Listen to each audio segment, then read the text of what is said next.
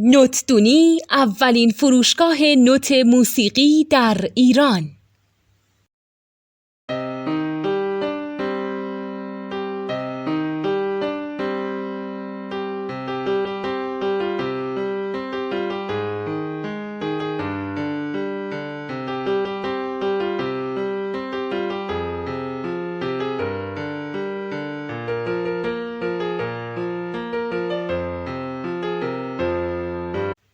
سلام دوست من، شما پیشنمایش این آموزش رو مشاهده کردید.